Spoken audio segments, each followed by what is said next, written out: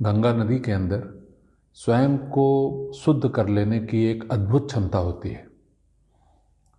कुंभ के दौरान या इसी तरह के किसी महापर्व में, किसी मुहूर्त में गंगा नदी में एक ही जगह पर लाखों लोग डुबकी लगाते हैं। हर किसी के डुबकी लगने से वहाँ पर पानी के अंदर जीवाणुओं का, रोगाणुओं का बैक्टीरियल कंटामिनेशन या प्रदूषण होता है। जब एक ही जगह पर लाखों लोग एक साथ जो है इस तरह का प्रदूषण का कारण बन रहे हों, तो ऐसे में बहुत सारे रोगाणुओं का ग्रोथ हो जाना, पानी बहुत ही रोगमय हो जाना बहुत ही नेचुरल है। ये बहुत आराम से हो सकता है। लेकिन ठीक उसी समय गंगा नदी में एक खुद को शुद्ध करने की, स्टरलाइज करने की एक एक्टिविटी शुरू होती है। एक वायरस जिसको बैक्टीरियोफेज कहते हैं वो उत्पन्न होता है और वो देखने में जैसे एलियन की परिकल्पना होती है उसी तरीके से वो दिखता है। और उन रोगाणुओं को नष्ट करने के बाद ये बैक्टीरियोफेज खुद भी विलुप्त हो जाते हैं।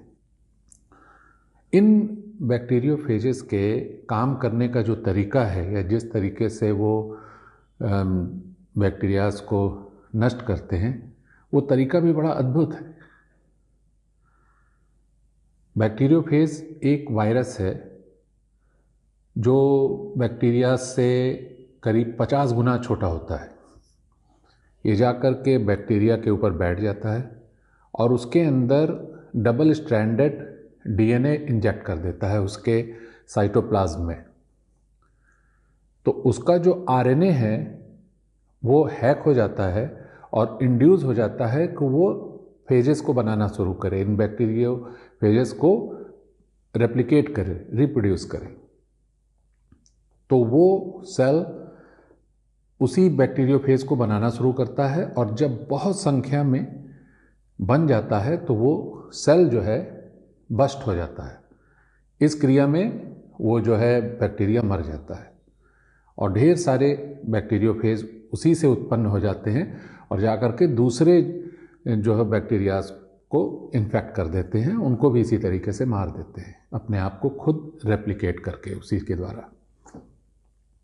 तो ये बड़ी अद्भुत क्रिया है और ऐसा जो है वास्तव में समुद्र में होता है। ये ओशनिक एक्टिविटी है जो गंगा नदी में होती है। स्पेशली बैक्टीरियोफेज की एक बहुत बड़ी खूबी ये है कि जब ये उत्पन्न होता है, आप इसको एंटीबैक्टीरियल नहीं कह सकते कि जहाँ पर बैक्टीरियोफेज होगा वो सारे बैक्टीरियाज मारे जाएंगे, ऐसा नहीं है। इसके अंदर होस्ट स्पेसिफिसिटी होती है। ये सिर्फ खास बैक्टीरियाज को मारता है। जैसे गंगा नदी में स्नान के पहले, कंटामिनेशन के पहले, लोगों के स्नान करने से पहले जो पानी की कंडीशन होती है, जो नए बैक्टीरियाज या नए रोगाणु जो उसके अंदर उत्पन्न होते हैं, ये बैक्टीरियोफेज सिर्फ उन्हीं को मारता है, बाकी दूसरे जो जीवाणु हैं वो अप्रभावित रहते हैं।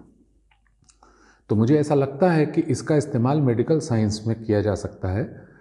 जैसे कोई भी एंटीबायोटिक जब ली जाती है तो उसमें बहुत सारे अच्छे बैक्टीरियाज या गट बैक्टीरियाज भी मारी जाती है। तो अगर इसका इस्तेमाल मेडिकल साइंस में किया जाए तो स्पेसिफिक बैक्टीरियाज को बॉडी से जो रोगमय होती हैं उनको रिमूव किया जा सकता है। तो ये बड़ी ही अद्भुत प्रक्रिया होती है कि जो है जब पॉल्यूशन बढ़ता है पानी में, बैक्टीरियल ग्रोथ बढ़ती है, कंटामिनेंट्स बढ़ते हैं, तो उसी समय जो है गंगा नदी में ऐसी प्रक्रिया शुरू होती है जिससे वो फिर पहले के जैसी हो जाती है।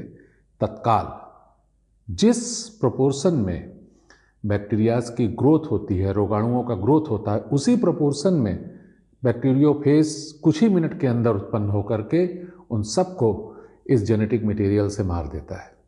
उसके अंदर ये जेनेटिक मटेरियल इंजेक्ट कर देता है और वो जो बैक्टीरिया का सेल है, उसकी जो कोशिका है, वो बैक्टीरियोफेज बनाने लगती है और उसी से उसके सेल बस्ट हो जाते हैं और वो मारा जाता है।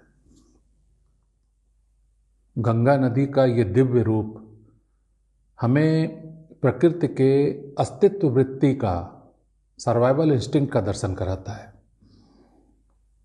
जब लोग स्नान करने के लिए इतनी बड़ी संख्या में गंगा में प्रवेश करते हैं तो उनके शरीर से बहुत सारा पॉल्यूशन या प्रदूषण गंगा में होता है। बहुत सारे जीवाणु, बहुत सारे रोगाणु गंगा में प्रवेश कर जाते हैं, उत्पन्न हो जाते हैं, जिन्हें गंगा अपने लिए खतरा मानती है और बैक्टीरियोफेज की सेलेक्टिव प्रजातियों को भेजती है ताकि सिर्फ उन्हीं प्रदूषकों को नष्ट करे, उन्हीं जीवाणुओं को नष्ट करे जो उस समय स्नान के द्वारा गंगा में प्रवेश किए होते हैं। इसमें हमारे लिए एक संदेश भी है कि जिस तरह से हम प्रकृति का क्षय कर रहे हैं, प्रकृति को नुकसान पहुंचा रहे हैं, अपने भौतिकवादी अप्रोच के कारण जिस तरह से लगातार हम प्रकृति को नष्ट कर रहे हैं, किसी दिन प्रकृति हमको अपने लिए खतरा मान करके इस तरह की कोई कार्रवाई हमारे खिलाफ न कर दे।